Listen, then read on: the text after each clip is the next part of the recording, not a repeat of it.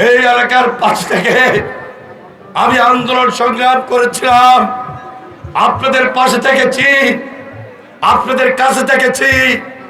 আমাকে হত্যা করার জন্য এমন কোনো পরিকল্পনা ছিল না, এমন কোনো নির্যাতন ছিল না, এমন কোনো অত্যাচার ছিল না।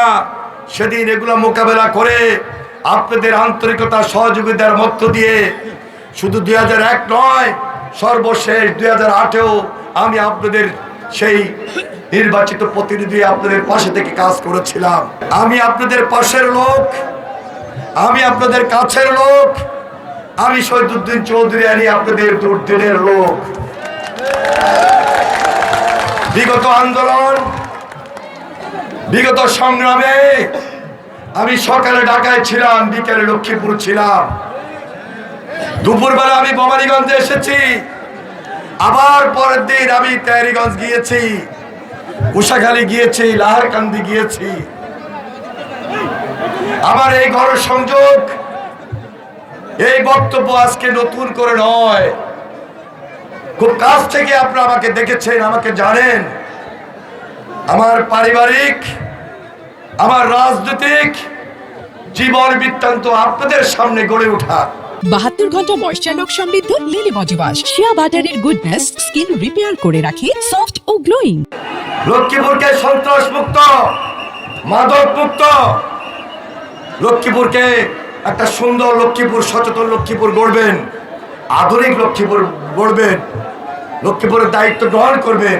তা না বলে আমরা দেখেছি হুঙ্কার দিয়েছেন, আস্ফালন দেখিয়েছেন, ধমক দিয়েছেন, থ্রেট করেছেন।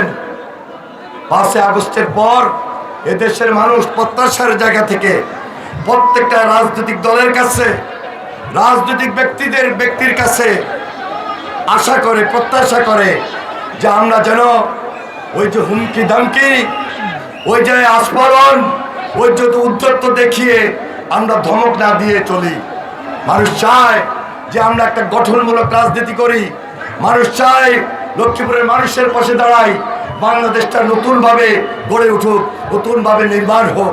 তাই আজকে সর্বশেষ শুধু এটাই বলবো, আমি এই লক্ষ্মীপুরে একটি কৃষিভিত্তিক অর্থনৈতিক জোন গড়ার পরিকল্পনা নিয়েছি।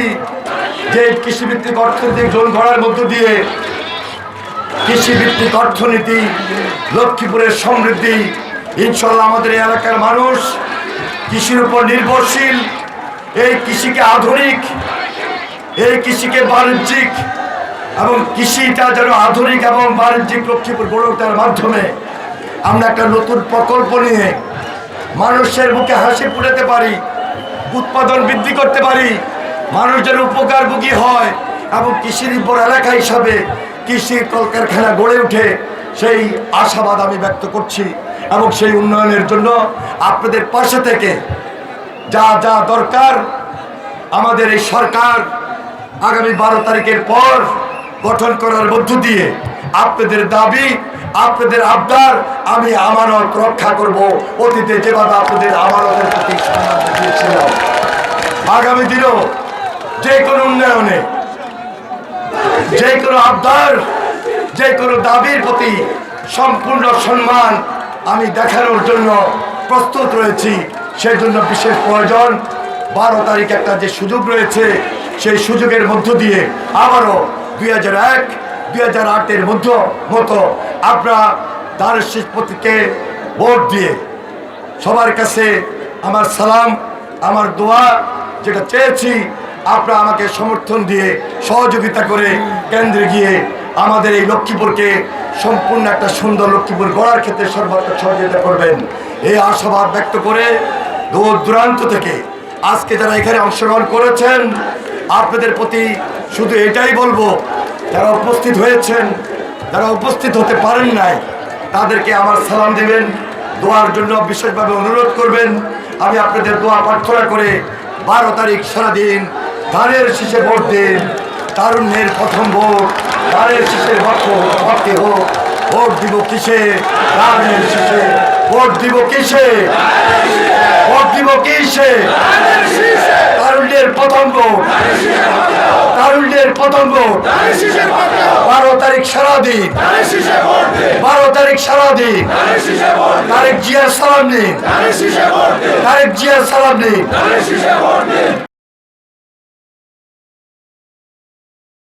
72 ঘন্টা ময়েশ্চার লক সমৃদ্ধ লিলি বডি ওয়াশ শিয়া বাটারের গুডনেস স্কিন রিপেয়ার করে রাখে সফট ও গ্লোয়িং।